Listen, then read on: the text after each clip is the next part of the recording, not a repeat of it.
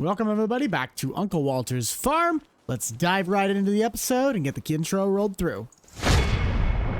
It is a sad day for the cows on this farm. These Angus cattle, they're not going to provide any source of financial benefits to the farm. Right now, we have $350,000 in the hole. That is not good. But I have a plan, and it involves taking tactics from my other very popular series, the Bucked Up Hay Farm. That would be to really start diving in and abusing the silage bale market. This patch of grass is a perfect candidate to be able to tear up and make some really good ground. However, I need to get rid of this cattle barn and tear up this little pad for some odd reason that exists from the original farm and get this thing into new ground. First things first, as much as I don't like to send these cattle off, we need to get them sold. That is, I believe, $74.50 that we're going to get back for these 3 Angus. Cattle pasture is worth almost $7,300. That adds another $14,000 to our said budget to start acquiring new equipment. This would be alright if I had enough money to get big square bales, but I'm looking at a used auction listing of a Simpa baler that a guy is actually also selling for pretty much brand new pricing. 3-point mounted or possibly front loader bale wrapper. Those two together are going to cost about $25,000. And lastly, I'm going to take off this morning to go and look at a very, very used but very, very efficient tractor. As you guys know from the past episode, I really was contemplating buying a Alice Chalmers AGCO tractor for the row crop operation. Well, that would have been a great idea if I had enough ground to justify owning it. All of our corn's already in the ground, but I need to do something to make a bit more money on the side. That leads me to this very cheap purchase for about $5,700, a Massey Ferguson 675. This tiny little tractor comes with a front loader and a bucket. I will have to buy a baled spike, but it's the perfect little tractor to really start diving into making some extra cash flow when the crop season is not in swing.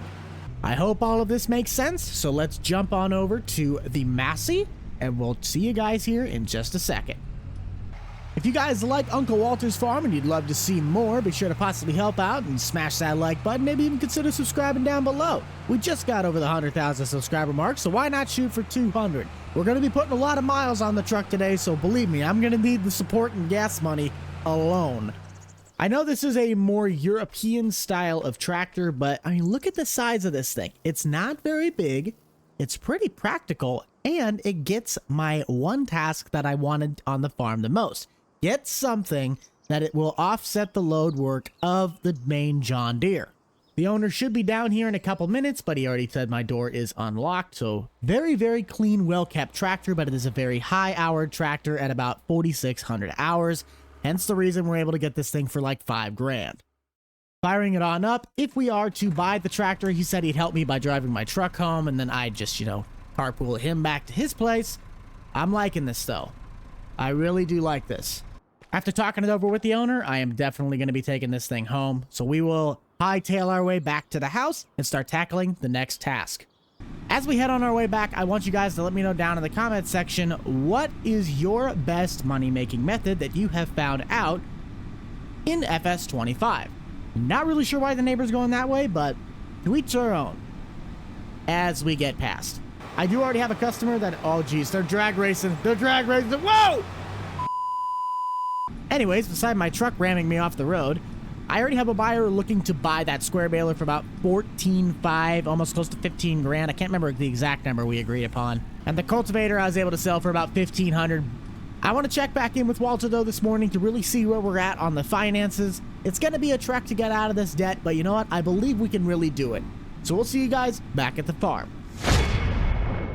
Walter's really going to enjoy this. We sold the baler for $15,000. Then for another $840, we just threw in the square bale twine. So Walter, what do you think about the new tractor? What's up, kiddo? Not much, man. How are finances looking? Yes. You know me by now. There is not one right answer, but many.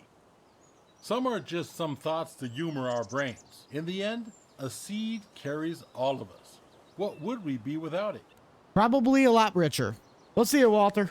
Walter seems to be a pretty big fan of the Massey Ferguson, but I'm going to grab my International. We'll head over to my neighbors after we drop this off at the dealer and get it sold. Just like the Hay Farm series, I'm going to be looking at that old Case IH field cultivator. Looking a bit like that. It does have the harrows on the back, so that'll be really nice to get rid of some of those big plods the tines are going to throw up. And for the first time in forever, I'm not singing a Disney song. Just kidding. It seems as though we might actually have something going right for us on Walter's farm. $1,700 later, and we are en route. Now, the one thing I'm going to have to start looking for is a sprayer of some sorts, because our crops, since they have been planted, do not have any sort of fertilizer on them. Here is our wonderful field cultivator, though. The seller and I already agreed upon a deal of $5,000. And this will really come in handy for tilling up that grassland, but also speeding up our tillage application when it comes to tillage season.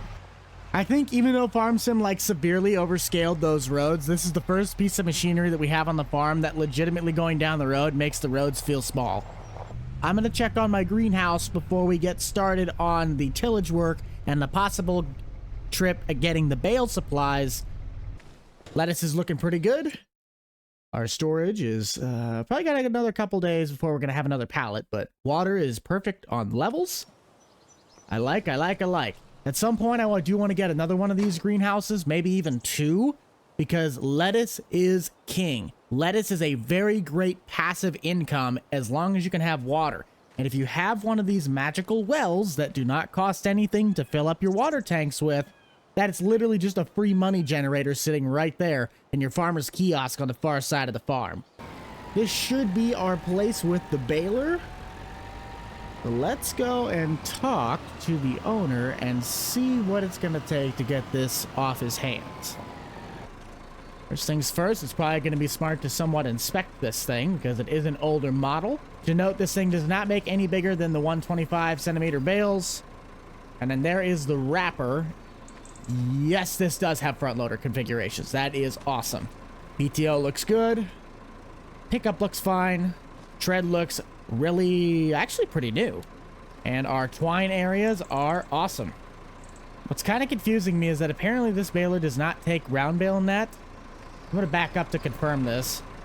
If it doesn't, that saves me money, but that kind of sucks because I've been getting used to having to put bale twine in these things. Ooh, I don't need it. I'll work my magic with the owner and we'll see what we can get for a price tag on these, because I might actually just buy off his bale net in the back of the shed and take that home with me, but I'll have to come back with the International, put it in the bed. Later. $26,000 later, and we have ourselves a baler and the wrapper.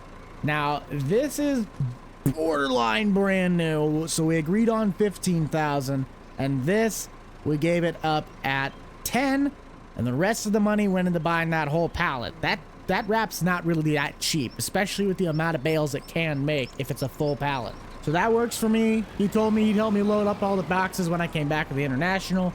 That works and really helps me out. Let's grab our stuff and head back to the farm and start making some headway on some extra money. Have you guys jump down to the comment section and let me know, what do you think about having a Massey Ferguson on the farm? Usually we're always a Deere, Case, or New Holland operation. And I think it's kind of nice to see a new brand on here. I know I have people asking me to put Massey Ferguson in for a while. Well, here's your chance to shine. I think this will be a very beneficial tractor to the operation. Might take a little bit to pay itself off, but luckily the tractor was only like $5,000. I will have to accommodate where all this stuff's actually going to be stored now. I didn't really think about that. Oh well. I am taking a bit of a risk tearing this grass up in the middle of its actual growing season. I should probably cut that over there. Even though it might not be great grass, it's at least a chunk of it, so we might have a bale or two to offset the costs while we wait. Yeah. Let's do that first. Come to think of it, if I am going to be making just straight silage bales, that means I do not need that little tedder.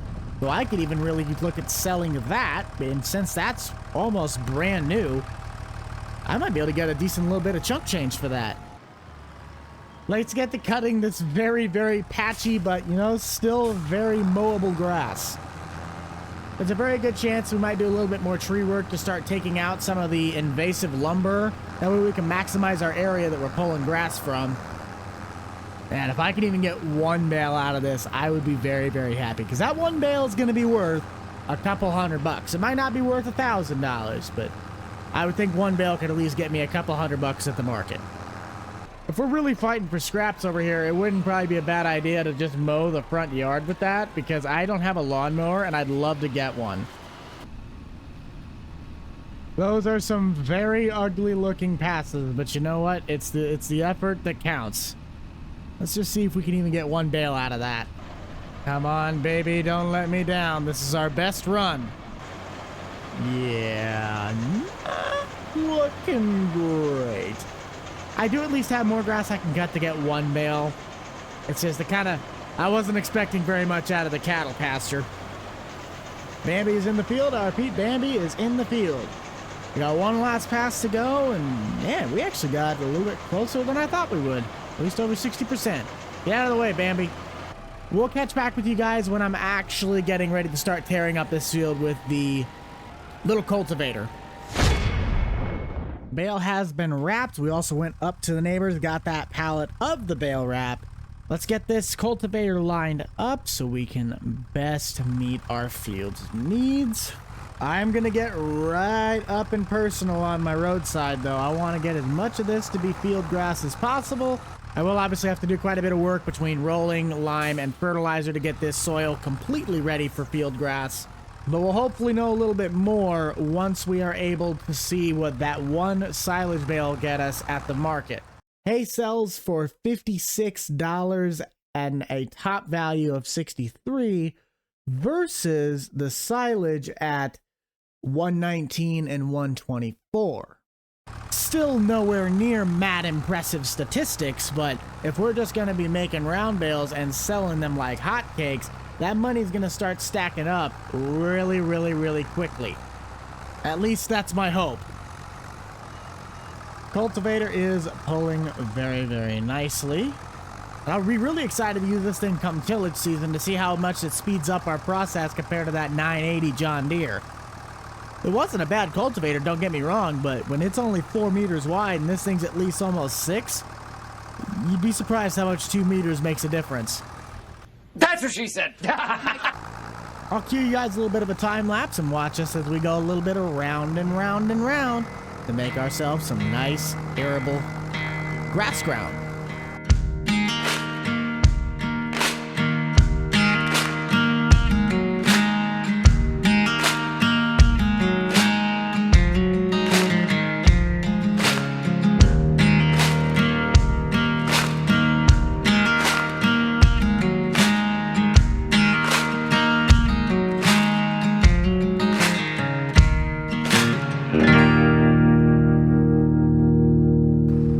Tearing up the grass.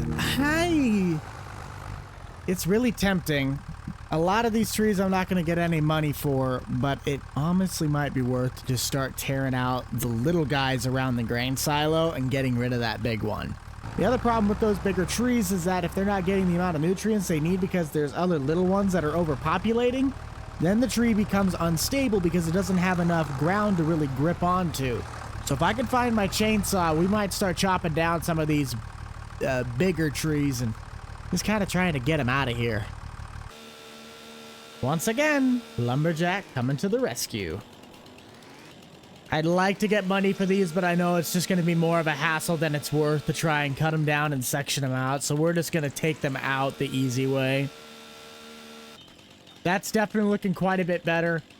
If I take out this other little guy and we might give that one the axe and possibly even this one, and just leave the ones around like the baler and close range trees. Oh yeah, that definitely looks a lot better. A lot more open. Walter probably had those trees there as a breezeway and maybe even considering a snow fence, but this monster's really gonna kind of change the landscape once it's gone, because this is a big honker. Man, that looks open. I like it. Guess while I'm out here doing this, I could really start cleaning up some of this area too and opening it up so we can get more ground. Believe me, I don't hate trees. I'm just trying to make back $350,000 at whatever cost it takes. The rest of those I'm going to have to leave because that's kind of past my property line. If I could chop off some of these extra branches and get them out of the way so they're not overhanging so much, that will help me tremendously. It's really sad to see all those trees go, but when I really look into it, I think we're doing the tree line a favor. It was so overcrowded back in there. There was quite a bit of dead wood. And the last thing we need to do is have some sort of a dead tree fall on the area that I'm trying to work on, or fall on somebody who might be out there. Holy cow, look at how much more extra room we got now. That'll be a big boost. Of course, now that I look back at it, when we originally got the planter last episode, we had to sell off our Great Plains cedar. Yep, we're going to need to reborrow that. That way we can replant this, and I am going to get one that has a fertilizer unit on it, so that way we don't have to worry about spraying it, at least for the first time. It's already in the ground, it's already fertilized. It just takes one less task to get the max amount that we're trying to get out of it. If I was doing this the Grant way, he'd be saying, all right, grab the planter, let's put in more corn. I can't afford to do that. Tanks have been filled. But once we get maybe to the up and down passes, we'll probably call in Daryl and get some drone shots of them. You can definitely tell this cedar was meant for a tractor quite a bit bigger than it, but you know what? It's getting the job done. At some point in the summer season, I will be looking to get a roller so that we can make sure that the grassland does get periodically rolled. I forgot one. Pesky bugger. Overall, though, I'm just really excited to start making some decisions that should hopefully, in the end, really start making this farm some money. The silage bales don't look like they're paying nearly as much as they do on the Iowa map. I didn't expect them to. I think the economy on this save is set to really hard or extreme. But between row crop and the silage, I think we're going to be sitting pretty come this time next season. I'll go find my drone in the truck, though. We'll get Daryl in the cab, and you already know the rest.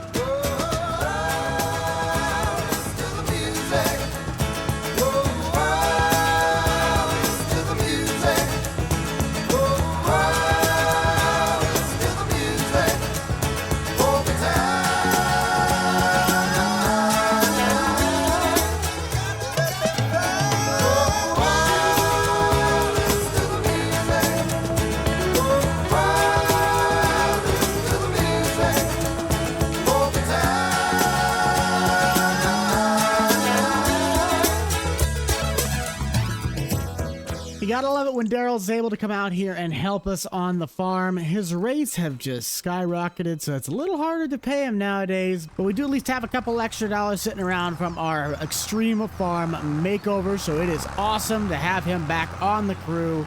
I really gotta start funneling finances over to try and get another one of those greenhouses set. We look in our construction, these wonderful greenhouses cost $9 grand a piece, which is not bad. Think if we put one right there and another right there, we could fit them all and start having a massive lettuce chain. Shed space is going to start becoming a problem with the amount of equipment that we are owning, so let's just take a gander at some of the sheds that we might be able to construct in case this were to become an issue. A shed like that would be honestly awesome, and if I could get it in, yes, the red, that would probably be the new main farm shed in reality. I don't want to have to give up any ground that I already have set as farm ground. So something over here might have to be what gives. I really kind of put that shed in a really bad spot, but it's only because that's where the previous shed was. We could maybe sacrifice this top half if we really wanted to. It really just kind of depends on how dedicated I am to keeping this grass field. We could do something over by the greenhouse, though, with this shed. Store our bales over here in the corner, but then have it straight into the back. Definitely something to look at, but we won't do anything with it right now just because, well, we don't need to. Daryl's just about done wrapping up on the seeding process.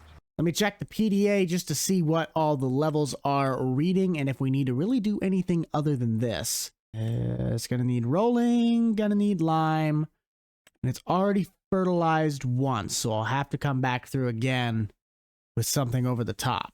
Not a huge amount of work, but definitely needs to get something on my radar. And that roller, man, I'm probably going to wait until a little bit later in the summer. The only one that I know of right now would be this Hydroflex, and I kind of want to see if anybody has one come up that's a little bit cheaper than that $3,100 price tag. Last bit of finances before we head out of the menu. All we got on lease is the planter and the Great Plains. So once we are able to at least get this grass seed done, it's pretty much just going to be paying off the planter. Ain't that right, Daryl?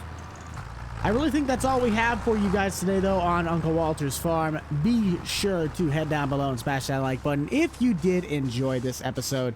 Until next time, though, keep it light, keep it loose, keep it fresh, and most importantly, keep it fun. We'll see you guys all in the next one. This is the Rental Man out. Peace.